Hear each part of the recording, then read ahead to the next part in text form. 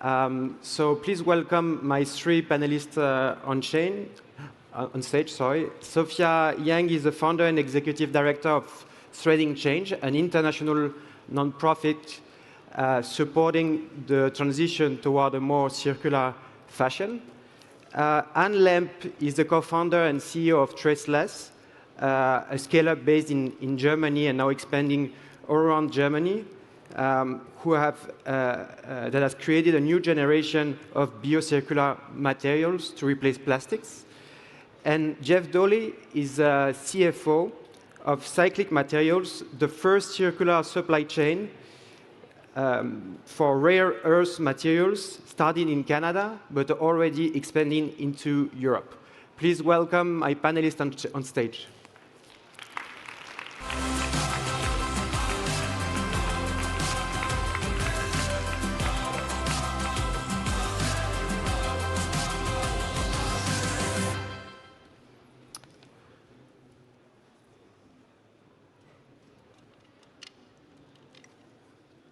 So I suggest we start maybe with a few words about your story, the problem your organization is trying to change, and how is this related to circularity? Maybe we start with you.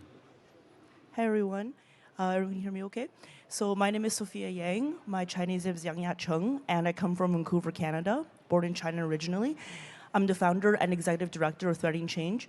We are a youth-led ethical fashion and circular economy not-for-profit organization that strongly is trying to advance our mission of the 6 Fs, which is a feminist, fossil fuel-free fashion future. Through our tri-impact model of education awareness, through impact programs for industry and brands, all the way to youth policy interventions and research in the textile sector, and especially digital storytelling to raise the profile of some of the most ethical brands around the world. And to date, we've convened over 2,000 youth around the world in our hub strategy of diverting textile waste from landfills through our creative clothing swap programs, and also helping train the next and current generation of fashion leaders through such interventions. For us, it's really about bringing everyone together and looking at the intersectionality aspect of fashion. So really raising the climate, racial, gender, and labor justice in the industry. Hi, everyone. My name is Anne, and I'm the CEO and co-founder of Traceless, and our mission is to provide a solution for the global plastic pollution. And I started my career 15 years ago as a process engineer, and I realized that the core problem we have here is that we produce everything by take, make, waste. And I got really depressed, and I started to realizing that there are other solutions, especially the cradle-to-cradle principle really catched me. And I spent the past 15 years in developing solutions for products that can really circulate in closed-loop cycles. And this is how I also invented Traceless, a biomaterial that is based on natural polymers using agricultural side products as a raw material. And we produce in our startup a granulate that substitute plastics, can substitute plastics in applications that easily end up in the environment, because this material is not a plastic, it's just a natural polymer that if it ends up in nature, it doesn't harm and leave no trace. We are 50 people, 3.5 years old. We just closed our Series A and are building plants quite fast, because our mission is really to have the biggest impact possible on the plastic pollution. And this is why next year we're going to enter the market with our traceless materials, plastic alternatives, to bring them into as many products as possible to substitute plastics. My name is Jeff Dawley, and I'm with Cyclic Materials. We are also based in Canada. Founded by a metallurgist who recognized the need for greater circularity in the rare earth industry. You're asking, what are rare earths? Why do I need to care about rare earths? We all agree that reducing our carbon footprint requires the electrification of transportation and scale up of renewable energy. In today's world, the most powerful, efficient motors that we have use permanent magnets. Wind turbines use permanent magnets. You'll find them in your cell phones, in power tools, in MRIs. Permanent magnets today are facing a growing demand that already exceeds supply. And you would think with those tailwinds that there would be a significant recycling effort already in place. Unfortunately, magnets really like steel. Permanent magnets really, really like steel. And in the recycling business, we do what's convenient and what is least cost. And that means we reduce less than 1%, or we recycle less than 1% of the rare earth elements that are processed today. Speaking of the circularity gap. We are addressing that issue at Cyclic Materials. Our processes take end-of-life products that contain permanent magnets, copper, steel, aluminum. We break those materials down and are able to return a material that can be integrated with no difference between it and virgin material out of the earth to be re-entered into the supply chain. So maybe a first question for Anne and Jeff. Cyclic Materials and Traceless are two examples of companies that have raised a significant amount of money, that are already scale-ups. Cyclic Materials is already expanding into Europe. What are the new challenges you're facing now? Well, first of all, raising the money for hardware is not easy. I mean, there are a lot of impact investors, but hardware is quite new. But we cannot, I always say, we cannot solve the world with software. We need to build plans for new materials and new products. So that was really hard, but now we raised that money. We are quite happy about that. And new challenges is now, of course, to build these plans and to scale further.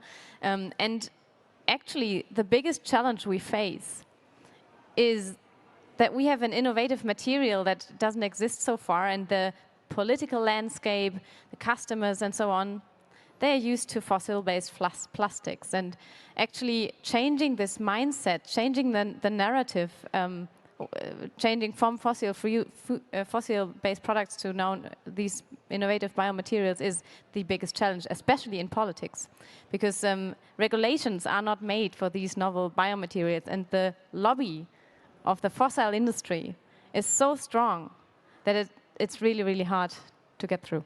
How many people work in public affairs or lobbying at Traceless? 1.5.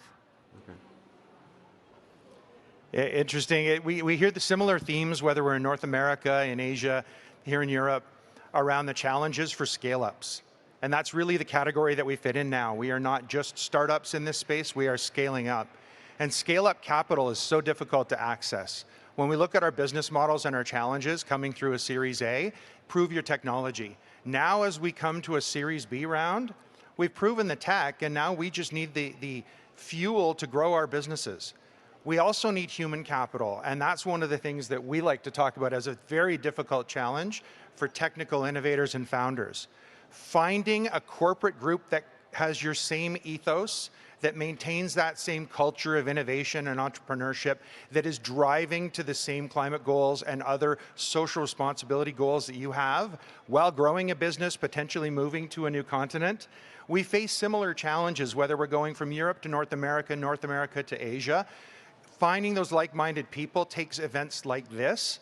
So we stretch ourselves to make sure that we're connecting with other like-minded individuals, so that when we go to a new market, we've got that support. Between financial capital and human capital, I think that's the stuff that keeps us up at night.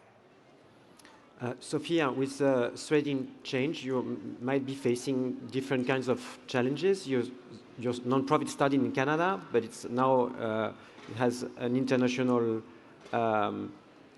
You're already running events all around the world. What is the acceptation or how is circular fashion understood in all countries around the world? Yeah, absolutely, that's a great question. For us in our work, as we know, fashion is an incredibly globalized industry. And the way I like to say it is, in many ways, fashion is technically circular, but in all the wrong ways. Most of the materials and also the clothing is produced in places such as in the global south, like India, Bangladesh especially, China. And then it's taken for consumption, a lot of it which is in Europe and North America. And then later on, it gets disposed of in countries such as Ghana, where waste colonialism is a huge problem. There's also the Atacama Desert in Chile, where you can now see a lot of the textile waste from satellite images, and also in Kenya as well, and China, there's a growing textile waste problem. So this globalized problem is going to require globalized solutions. For us as a youth-led organization, what we're really trying to grapple with is trying to have many different citizens, young people ourselves, realize that we're really more than just clothing consumers, we're actually clothing change makers. And what we've seen across the board is there's different issues in different jurisdictions. In Africa and also in South America especially, the issue concerns mostly with waste. Large amounts of waste that's actually shipped off from other countries, mostly Europe and also North America. I know there's new legislation coming in, but there's caveats, and I'll share more about that later.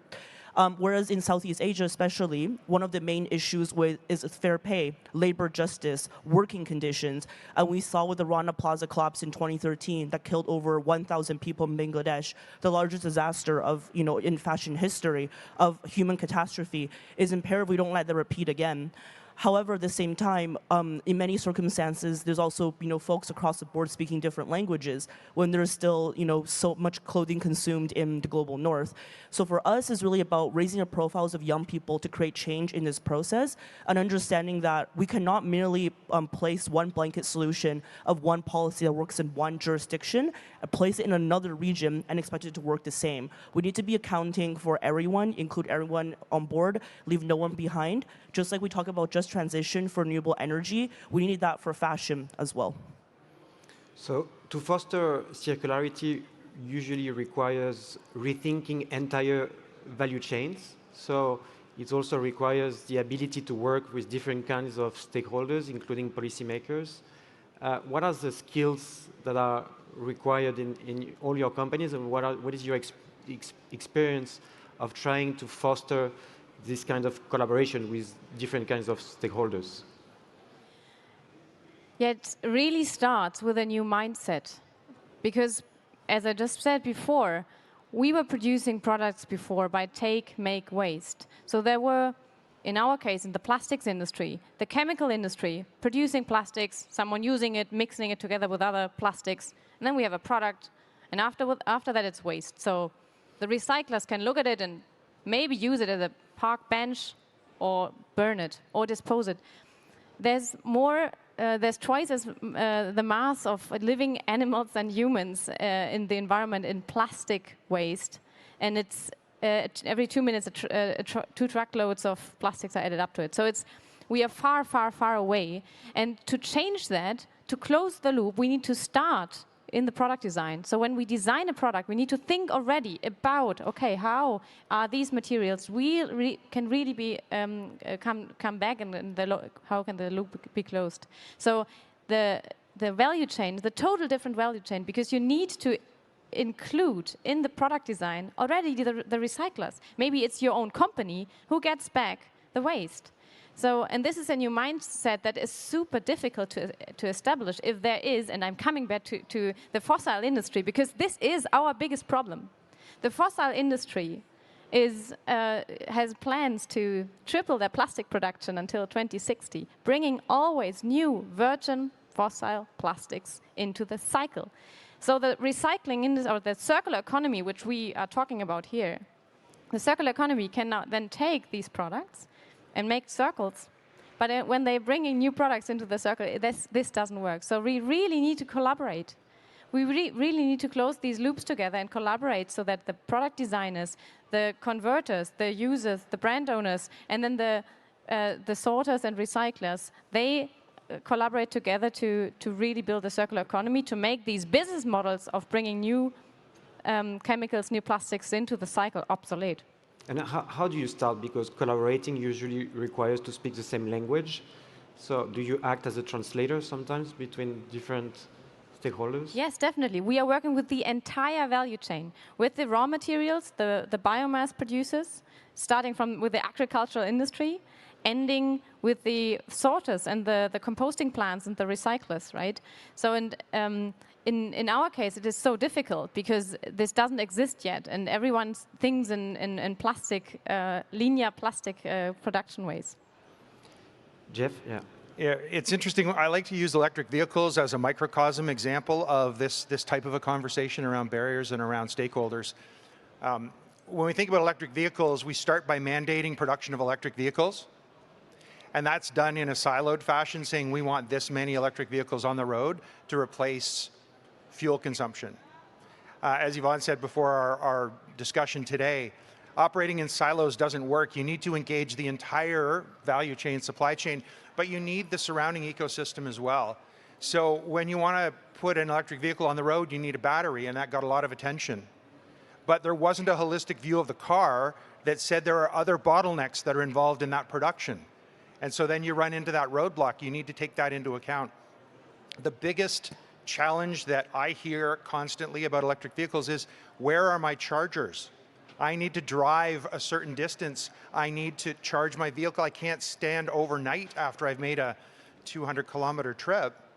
We need to build the infrastructure. We need to incentivize the construction of that infrastructure. That takes governments, that takes businesses collaborating to take a holistic view over what's required to ease adoption. The more barriers to adoption, the harder it is to get people to change. So when you come to Europe and you do like initial meetings with different stakeholders, what kind of people are you meeting? It's interesting, we meet sources of capital, of course, who have an interest in climate tech, but equally we're finding people who are already aggregating, and this is a distinction between North America and Europe. There's a much greater recycling culture here in Europe, but there are incredible financial incentives that the US have put out. There are great examples all over the world of people doing a little piece to get us there. It'd be nice to see everybody adopting the best practices from around the world and sharing them to drive faster change. And so we meet with policymakers here in Europe. We're meeting with the government. We're meeting with everybody across our entire supply chain. Frankly, in our business, we're already engaged with every OEM that we can find on the planet. This is critical to them, critical to us. It's not just a circularity play, it's addressing a need in the marketplace for a supply that drives a lower carbon footprint. Sophia, what is the role of design when it comes to fostering circular fashion, and how do you collaborate with different stakeholders?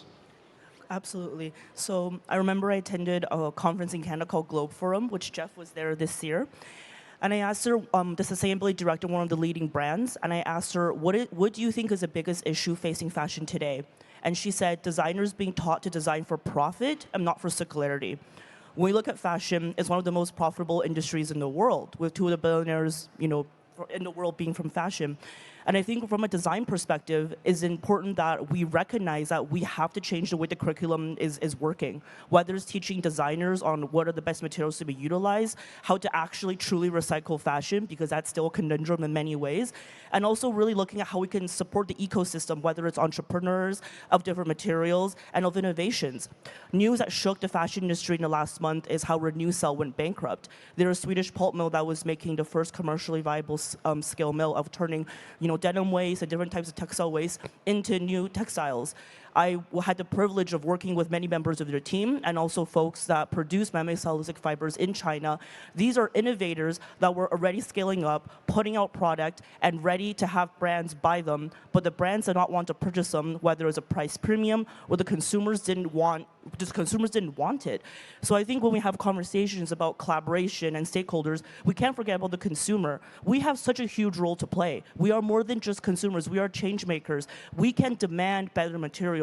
We can demand more transparency. It can be something as simple as asking the sales associate, where does this clothing come from? Where is this going? It can be really taking the time to read your labels and understanding what is actually true recyclability.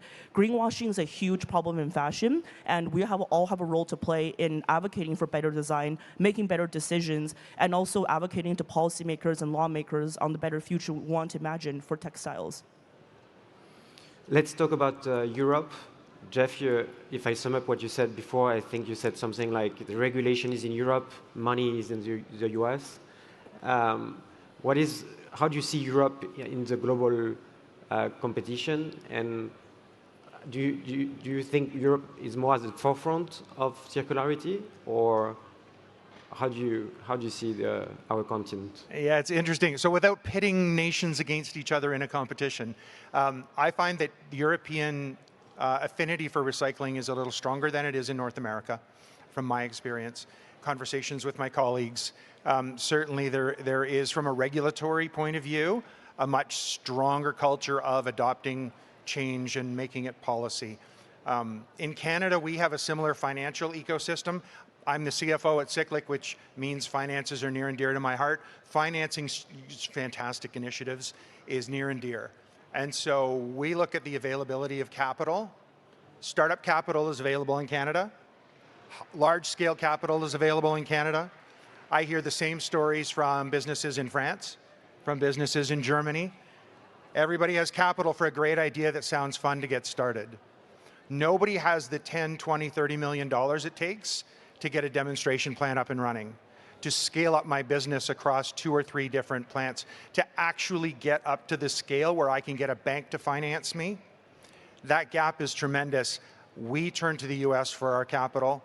The US has capital available in climate tech. They are absolutely focused on making this world a better place.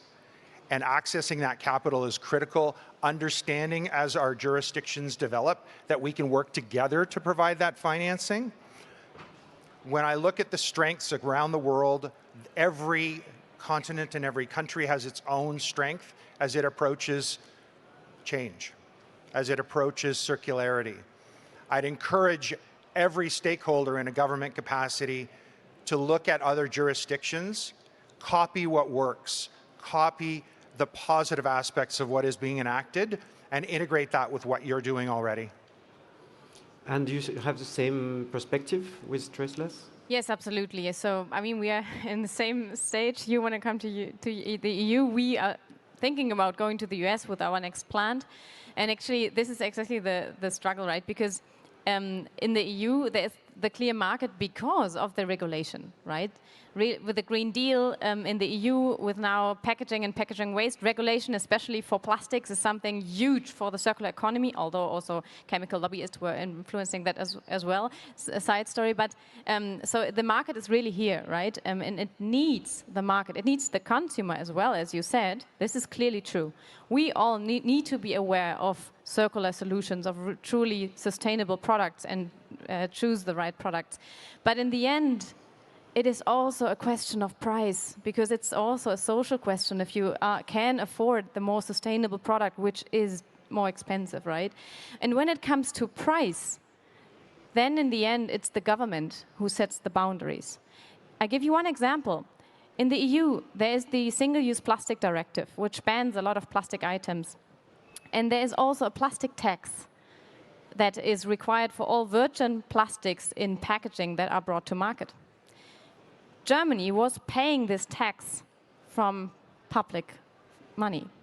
No single chemical industry was paying this tax. So this is why plastics, fossil-based plastics, are still so cheap also in Germany. I mean, of course, they need to be competitive, but we, as a biomaterial producer, we cannot compete 100% with this price, right? So this is why regulation is super, super important for bringing or for making these alternatives competitive.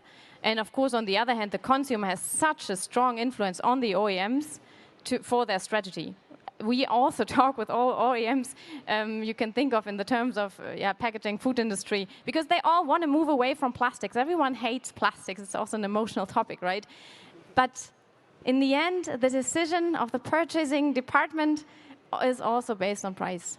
So this is why it needs the regulation for the framework, for the level playing field, but also the consumer for the demand. When it comes to the investors, and this is actually also something we see in Europe, especially in Germany, and I talk about Germany now, we are quite risk averse, and I think this is really harming us at the moment. And this is why we're also looking to the US, because the potential is much higher there to get funding. But yeah, we'll see where we end up. So as a conclusion, maybe let's try to answer what is the missing piece. You mentioned regulation, you mentioned consumers. If you had to say what could foster circularity in fashion in the next 10 years, what would be 1 or 2 missing pieces? I would say there needs to be more funding put towards education programs. That's a large pillar of our work, whether it's educating consumers or even talking with brands on better ways to reach consumers in a way that's not, greenwashy. And when I talk to different foundations, philanthropic partners, impact investors even, people are not as focused on funding education, and I think that's a huge gap we need to fill. I think another one is I would love to see there be more funding put towards NGOs working in the circular fashion space, because a lot of us are working directly with consumers consumers, on the educational component, and oftentimes working with people all around the world. I think it's great what the EU is doing in terms of some fashion legislation, but as I mentioned previously, and I agree with Jeff, let's copy what's working and not just put one blanket solution on all the different continents, because they are fundamentally different. I think it's the clear vision, especially for the EU. Where do we want to go? It's the clear commitment against fossil fuels. It's the clear commitment for circular economy, especially in terms of the material space. And what doesn't work is some kind of compromise. We do both a little bit. This doesn't work, so it just needs a clear decision. Yeah, coming back to the point about we do a lot of talking. We do more and more talking. The conversation increases, but the action doesn't.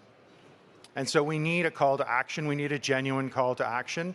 We need to be funding our innovators. We need to be supporting our innovative ecosystem with solutions for this planet's problems rather than just talking about them. I love the conversation in education. Huge proponents of bringing students in and teaching them our ethos so that they take us in a better direction. But without action, it really is just chatter. So thank you to the three of you for this panel, and we're going to move to the next conversation.